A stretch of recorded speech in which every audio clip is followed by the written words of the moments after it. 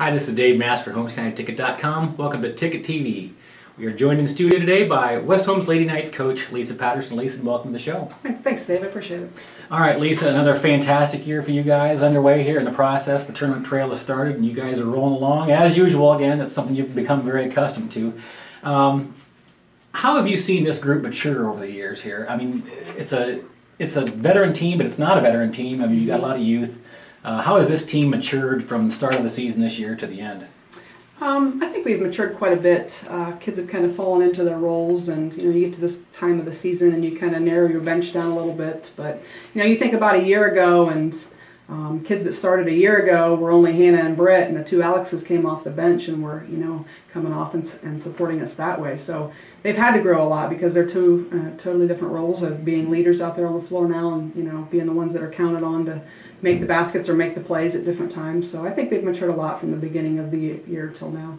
Last year, those three seniors that you had that moved along here, just so much confidence and so much intensity. I think intensity would be a word that would really define that group of seniors. How would you describe this group of seniors?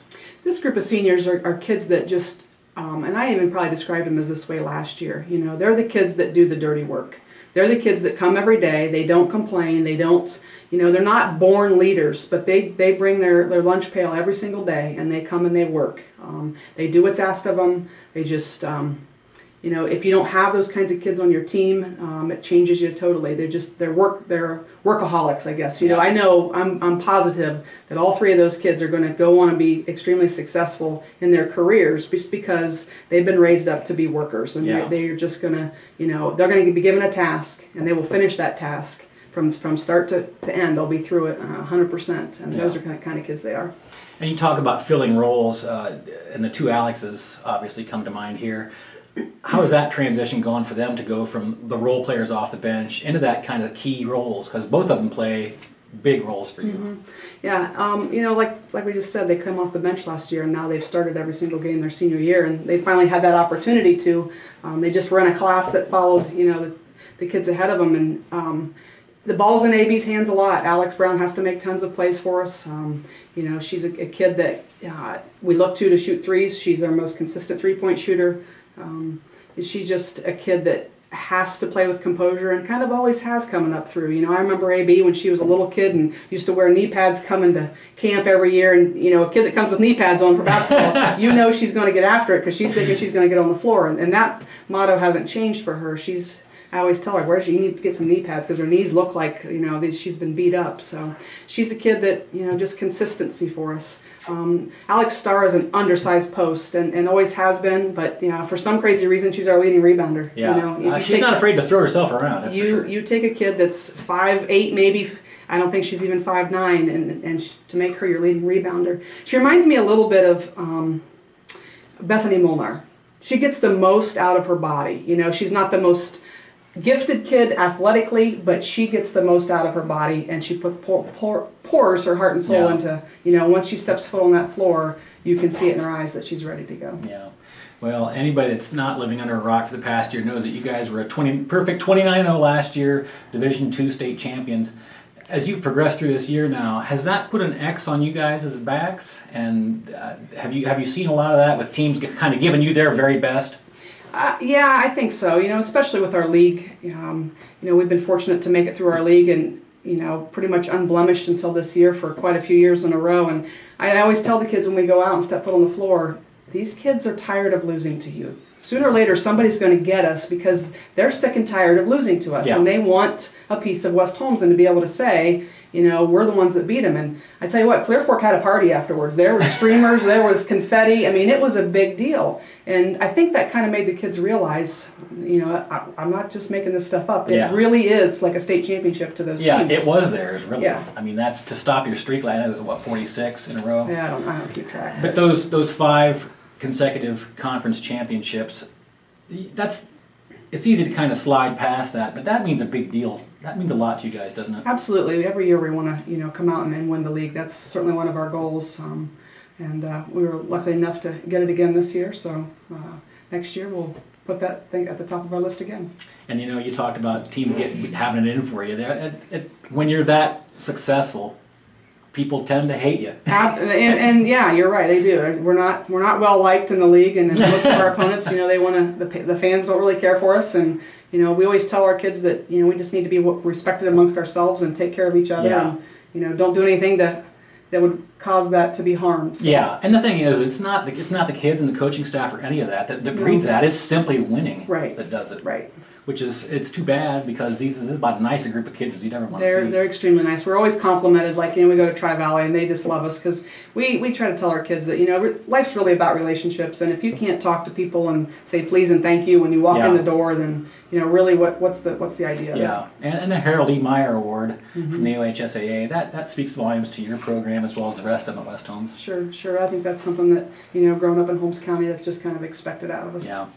Well, you guys have a pretty good idea as to who you'll be facing down the tournament trail here, and how do you guys go about getting out and seeing all the teams that you might be facing down the road? We come up with as far as the tournaments go, we come up with a scouting schedule of all the teams that we could potentially see, and obviously it changes a little bit, but we put them all on a calendar, and ideally we want to see teams at least 3 times before we play them this time of year, and if we can see them more, great, but most teams we're going to see at least 3 times, whether it's we go in person or we gather some film from people. Once you've been around enough, people start to get kind to you and help you out. They've been in the same boat and they're willing to share films. That was a little tough my first few years, because they're like, I don't even know who this person is, no thanks. But now that you've been around and established yourself, people are willing to help, and we do the same with others when they ask, and if we can help, we help, because we've been in that boat. But we just establish a schedule, and then we go from there. We've got lots of people that help us. Gary Ash and Brian Vess are always willing to help, and Jimmy, my assistant coaches, Jimmy and Megan and I, we do a bulk of it ourselves too. So lots of miles on the car this time of year. I think a lot of teams may shortchange themselves in terms of how far down the tournament trail they go. You guys will take this all the way to the very end, won't you? We want our kids to be prepared, and right now, even though we're playing in a district final, we're thinking about regional finals instead. We have to be prepared. We can't underestimate what the kids are capable of. There's that old adage that says one game at a time, but you can't just simply take that mentality. To the kids, it's one game at a time. To the coaching staff, it's farther down the road. That's why you guys get paid the big bucks, right there. Yeah, right. I'm waiting on that check. Send it to me. I don't have it. Did you think that? Your 2014 graduating trio of Lena Snyder, Peyton Struther, Emily Molnar, they're widely considered possibly the greatest trio that's ever come through this program, and it's an illustrious program that the West Holmes Lady Knights program has. They have scored a total of 3,106 points in their career. And all 3 started 4 years, correct? Mm-hmm. So they scored 3,106 points. Lisa Kline scored 2,958 points in 4 years. What does that say about Lisa's ability? Lisa was one of a kind, obviously, when you say that, and there was no 3-point line when she played. Really. I'm sure she'd hold all those records too if there would have been one. Absolutely. But I mean, those 3 kids last year graduated as just highly decorated players. I mean, they were sensational, and to think about that point-wise, Lisa almost matched them. That's pretty crazy. That is really crazy. Yeah, I mean, you can talk about Lisa, for hours and forget to mention something that she might have accomplished. Oh yeah, and she was extremely unselfish as well. Yeah, that's amazingly so. Yeah, she was not a selfish player at all. Yeah. Well, that'll lead us into our next segment here with this. This is Lisa Patterson. How well do you know your own numbers? So. Oh, not well. I don't. You're going to have to. We're going to ask you some questions here, and we'll see if you can come up with the answers to some of these questions. All right. You've coached, this is your 9th year coaching the West Holmes Lady Knights program. What is your average number of losses per year to the nearest 10th? Haven't a clue. An average number of losses to the nearest 10th? Average number of losses per year. I'll say 5.2. No, not even close. Actually, it's 3.7 losses. I think any coach will take that. I'll take 3.7. I would definitely take that. No cheating here. How many wins shy of 200 are you currently? Haven't a clue. I have no idea. The answer is 2. You're at 198 right now. So didn't know that. That is an average of 22 point some odd wins per season. So that's, again, another terrific number. Question number 3. How many career 1,000 point players have you coached? And can you name them? 2. That is correct. And the 2 are? Lena Snyder and Sarah Hammond. That is correct. All right. Coach is 1 for 3 now. Got that one. Warming up. All right. Jack or Lisa? Who has the higher winning percentage? Jack's last year was not a good year. It was 4 and 17, that, so he's got that. I'll say Lisa.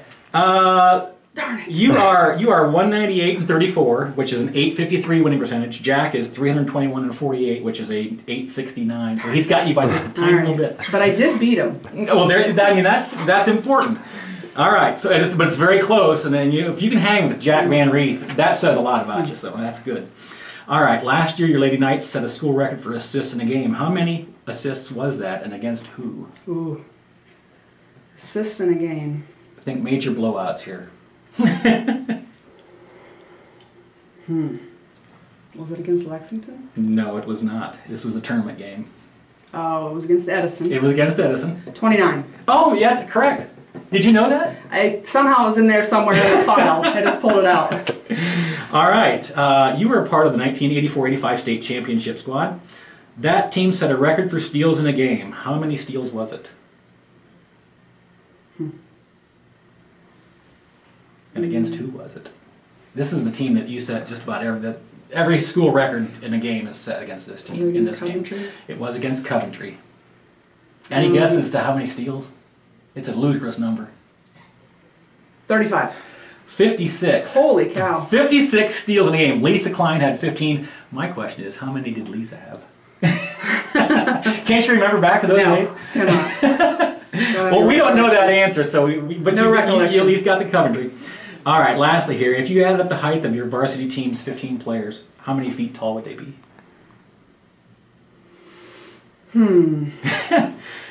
And I'll give you a little hint here. Touchdown Jesus is 62 feet, and then it's well over that. It's well over 62 It's well over feet. 62 feet. 80 feet. 95 feet, which if they stood head to toe, or if they laid down head to toe in the gymnasium at the dungeon, that would almost fit in there perfectly. We're going to do it tomorrow. Try that out. And see We're going to do it. See if you can fit in there. All right. It should be just a little bit short, because I think that one end line is a little bit longer than down into the entry. We're going to try it tomorrow. All right. Deal. I'll find Head out. to toe. We'll find out. All right. I'll take a picture and send it. Oh, that'd be awesome. Hey, Lisa, thanks so much for joining us here. We appreciate it. Have a little fun with you down the stretch here. And always one of my questions was, what do you do and to kind of get away from the game during this time of the season? We played hockey the other day. Oh, We played nice. floor hockey. We go Thursday to Thursday. We don't play till we came in on Friday because I wanted them to come in, and we played some floor hockey. Figured it's kind of the same concept and something a little different. Kids really got into it, and we had a little bit of fun. And Yeah, and that's part of it. You got to do something. Plus, it was some physical conditioning, and Yeah, when nobody you got got hurt, no teeth knocked out. When it's that long of a layoff, well, if they got to knock teeth out to be a hockey player, I know. that's kind of a... We had some goalie masks, so we didn't make them wear them. All right. Well, thanks so much for joining us. We wish you the best of luck, and then we know it's going to be fun watching you guys down the road here, so best at it. Thanks, Dave. Appreciate you having me. All right. For HomesCountyTicket.com, I'm Dave Mast.